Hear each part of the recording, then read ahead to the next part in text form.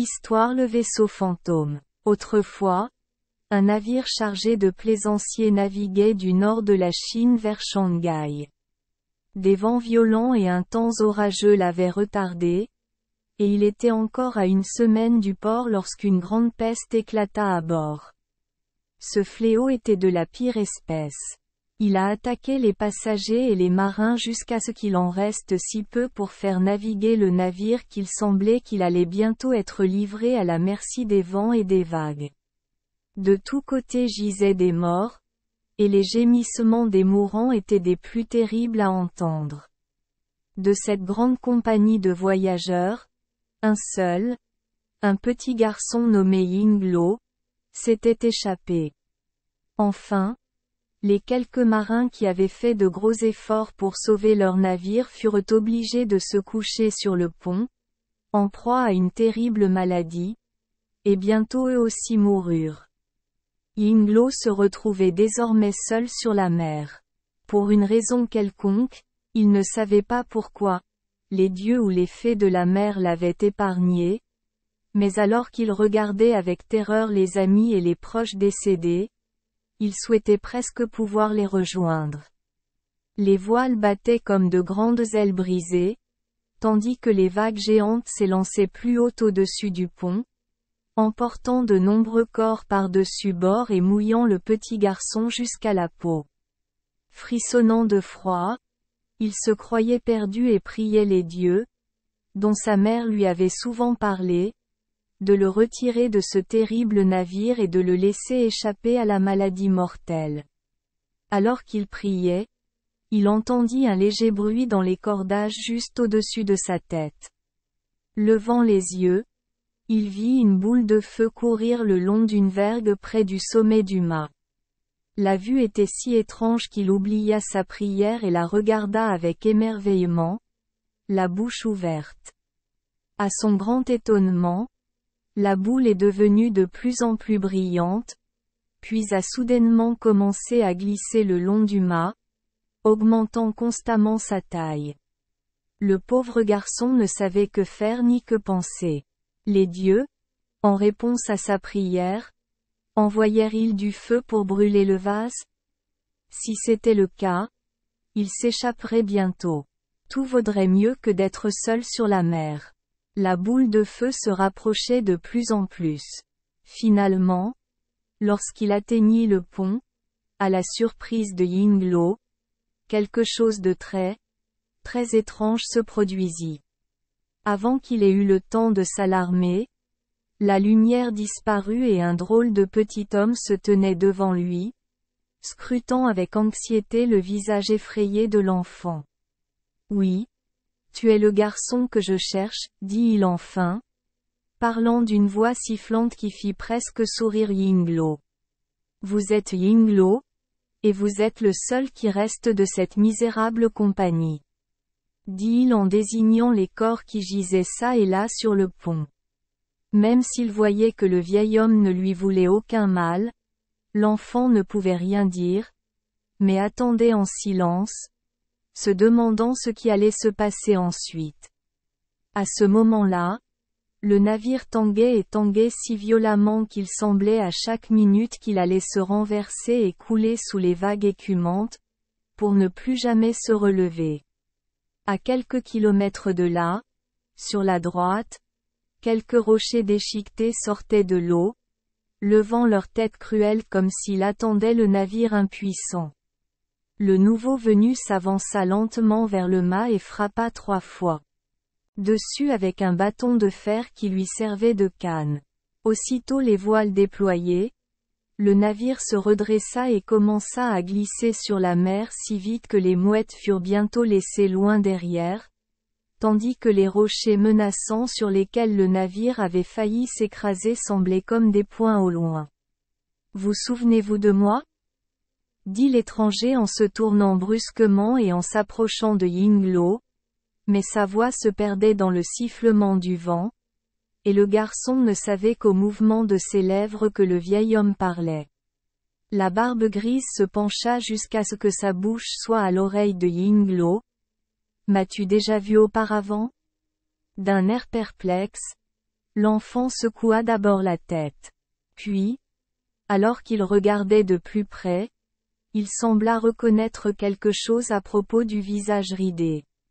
Oui, je le pense, mais je ne sais pas quand.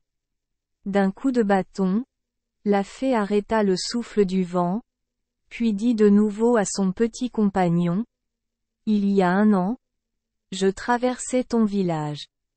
J'étais vêtu de haillons et je mendiais mon chemin dans la rue, essayant de trouver quelqu'un qui aurait pitié de moi. Hélas, personne n'a répondu à mon appel à la miséricorde. Pas une croûte n'a été jetée dans mon bol. Tout le monde était sourd et des chiens féroces m'ont conduit de porte en porte. Finalement, quand j'étais presque en train de mourir de faim, j'ai commencé à sentir qu'il y avait ici un village sans une seule bonne personne. À ce moment-là, vous avez vu ma souffrance, vous avez couru dans la maison et m'avez apporté de la nourriture. Votre mère sans cœur vous a vu faire cela et vous a battu. Cruellement. Te souviens-tu maintenant, mon enfant? Oui. Je m'en souviens, répondit-il tristement, et cette mère est maintenant morte. Hélas. Tous sont morts, mon père et mes frères aussi. Il n'en reste plus un de ma famille. Tu ne savais pas, mon garçon, à qui tu donnais à manger ce jour-là. Tu m'as pris pour un humble mendiant, mais voici, ce n'est pas un pauvre homme que tu as nourri, car je suis le bâton de fer. Tu as dû entendre de moi quand il parlait des fées du paradis occidental et de leurs aventures ici sur terre. Oui, répondit Yingluo, tremblant à moitié de peur et à moitié de joie. En effet, j'ai entendu parler de vous de nombreuses fois, et tout le monde vous aime pour vos bons actes de miséricorde. Hélas, ils n'ont pas montré leur amour, mon petit. Tu sais sûrement que si quelqu'un veut récompenser les fées pour leur miséricorde, il doit commencer lui-même à faire des actes du même genre. Personne d'autre que toi dans tout ton village eut pitié de moi dans mes haillons. S'il avait su que j'étais le bâton de fer, tout aurait été différent. Il m'aurait offert un festin et demandé ma protection. Le seul amour qui aime bien est celui qui aime en toute situation critique. Le mendiant dans sa triste tenue est moulé de la même argile. Qui connaît un homme à ce qu'il porte, à ce qu'il dit ou à ses prières? Cachée sous cette peau ridée, une fée peut résider à l'intérieur. Alors traite avec bonté et avec amour l'humble homme, le Dieu d'en haut, un signe de tête amical, un sourire bienvenu, car l'amour en vaut toujours la peine. Yingluo écouta avec émerveillement le petit poème d'Ironstaff, et quand il eut fini, le visage du garçon brillait de l'amour dont la fée avait parlé. Mes pauvres père et mère, s'écria-t-il, ils ne savaient rien de ces belles choses que vous me dites. Ils ont été élevés dans la pauvreté. Comme ils ont été frappés dans leur enfance par leur entourage, ils ont appris à battre ceux qui les suppliaient de les aider. Est-ce étrange qu'ils n'aient pas eu le cœur plein de pitié pour toi alors que tu avais l'air d'un mendiant? Mais et toi, mon garçon, tu n'étais pas sourd quand je te l'ai demandé. N'avez-vous pas été fouetté et puni toute votre vie? Comment donc as-tu appris à regarder avec amour ceux qui pleuraient? L'enfant ne put répondre à ces questions, mais se contenta de regarder tristement le bâton de fer. Oh! Ne peux-tu pas, bonne fée? Ne restaureras-tu pas mes parents et mes frères, et leur donner une autre chance d'être des personnes bonnes et utiles? Écoute, Yingluo. C'est impossible. Point. À moins de faire d'abord 2 choses, répondit-il en caressant gravement sa barbe et en s'appuyant lourdement sur son bâton. Qu'est-ce que c'est? Que dois-je faire pour sauver ma famille? Tout ce que vous me demanderez ne sera pas trop cher pour payer votre gentillesse. Vous devez d'abord me parler d'une bonne action accomplie par ces personnes dont vous demandez l'avis. Nommez en un seul, car cela suffira. Mais il est contraire à nos règles d'aider ceux qui n'ont rien fait. Yingluo resta silencieux et, pendant un instant, son visage resta assombri. Oui, je sais, dit-il finalement, s'éclairant. Une fois, ils ont brûlé de l'encens à la porte. Temple, c'était certainement un acte de vertu. Mais quand, petit, ont-ils fait cela? Quand mon grand frère était malade, et il priait pour qu'il se rétablisse.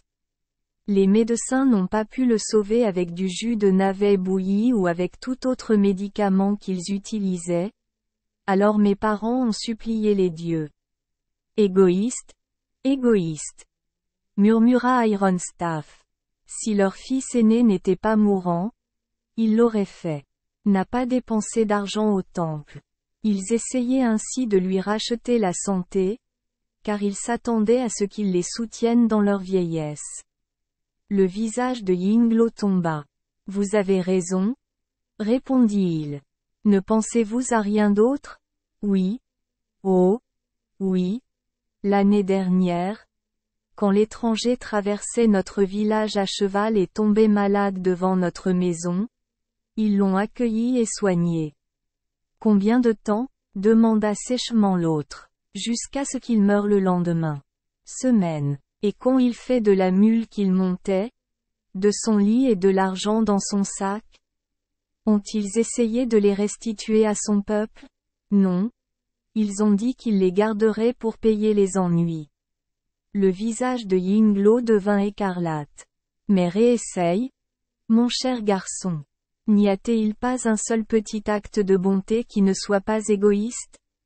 Réfléchissez encore une fois. Pendant longtemps, Yingluo ne répondit pas. Enfin, il parla à voix basse. J'en pense à un, mais je crains que cela ne mène à rien. Ce n'est pas bon, mon enfant, c'est trop petit. Être compté lorsque les dieux pèsent le cœur d'un homme.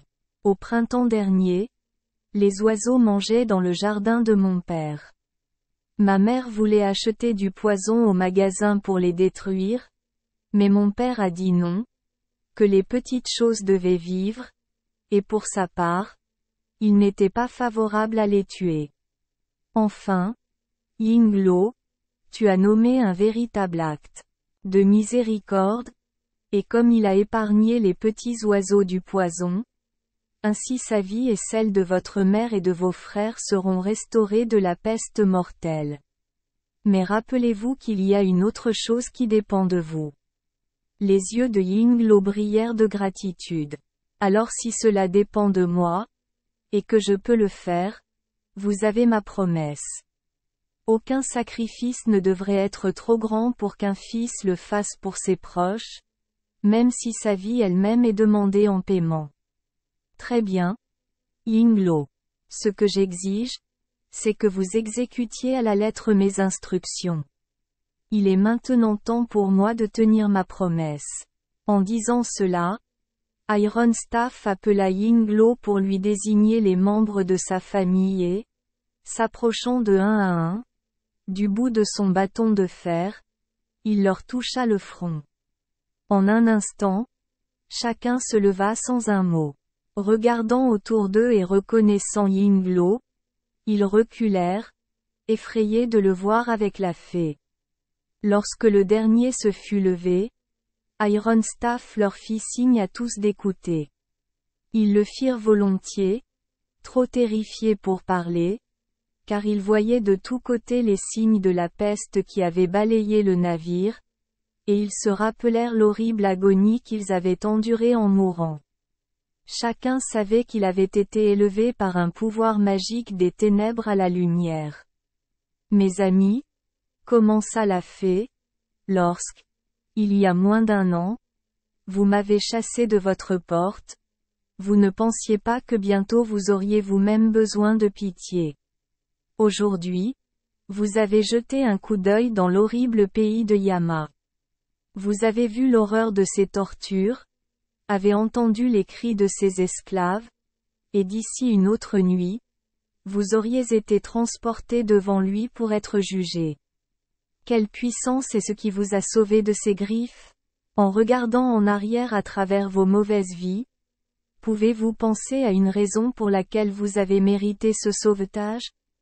Non. Il n'y a aucun souvenir de bonté dans vos cœurs noirs. Eh bien, je vais vous le dire. C'est ce petit garçon, ce Yingluo, qui à plusieurs reprises a senti le poids de tes mains méchantes et s'est caché avec terreur à ton arrivée. C'est à lui seul que tu dois mon secours. Père, mère et frère regardaient tour à tour, d'abord la fée, puis l'enfant timide dont les yeux tombaient devant des regards de gratitude. En raison de sa bonté, cet enfant que vous avez méprisé est digne d'une place dans le ciel occidental. En vérité, je suis venu aujourd'hui même pour le conduire dans ce pays des fées. Mais pour vous, il souhaite faire un sacrifice. Avec chagrin, je cède à ses vœux. Son sacrifice sera celui de céder une place parmi les fées et de continuer à vivre ici sur cette terre avec vous. Il essaiera de faire un changement au sein de votre foyer. Si à un moment donné vous traitez mal et n'écoutez pas ses vœux, remarquez bien mes paroles par le pouvoir de ce bâton magique que je mettrai entre ses mains. Il pourra entrer immédiatement au pays des fées, vous laissant mourir dans votre méchanceté. C'est ce que je lui ordonne de faire, et il a promis d'obéir à mon moindre souhait. Ce fléau vous a emporté subitement et a mis fin à vos méchantes vies. Yingluo vous a relevé de son emprise et son pouvoir peut vous sortir du lit du péché. Aucune autre main que la sienne ne peut porter la verge que je laisse. Si l'un de vous le touche, il tombera instantanément mort sur le sol. Et maintenant, mon enfant, le moment est venu pour moi de te quitter. Mais d'abord, je dois te montrer ce dont tu es maintenant capable. Autour de toi gisent les cadavres des marins et des passagers. Tapez 3 fois sur le mât et souhaite qu'ils reprennent vie. Disant ainsi, il tendit à Yingluo le bâton de fer.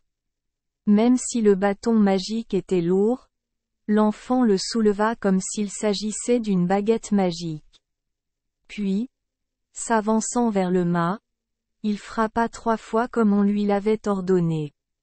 Aussitôt de tous côtés surgirent les corps, redevenus pleins de vie et de force.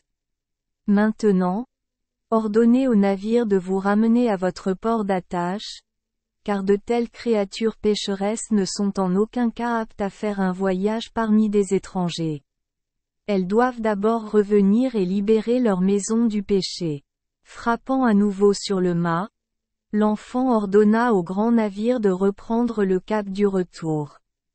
À peine eut-il déplacé le bâton que, comme un oiseau tournoyant dans le ciel, la barque se retourna et commença le voyage de retour. Plus rapide qu'un éclair, le bateau vola, car il était maintenant devenu un vaisseau féerique. Avant que les marins et les voyageurs aient pu se remettre de leur surprise, la terre fut aperçue et ils virent qu'ils entraient effectivement dans le port. Juste au moment où le navire s'élançait vers le rivage, la fée, adressant un mot d'adieu à Yingluo, se transforma soudain en une boule de feu enflammée qui roula le long du pont et remonta les espars. Puis, alors qu'il atteignait le sommet du gréement, il s'envola dans le ciel bleu, et tous à bord, muets de surprise, le regardèrent jusqu'à ce qu'il disparaisse. Avec un cri de remerciement, Yingluo jeta ses bras autour de ses parents et descendit avec eux jusqu'au rivage. Merci les enfants des Esperluette Croisillon 39. Avoir écouté des contes de fées au jour Esperluette Croisillon 39. 8. Espérons que les histoires apporteront aux enfants des moments heureux et significatifs. Si vous aimez notre chaîne, veuillez appuyer sur le bouton S Esperluette Croisillon 39. Abonner, pour ne manquer aucune histoire intéressante. Je vous souhaite une bonne nuit de sommeil et de beaux rêves. Rendez-vous dans la prochaine histoire.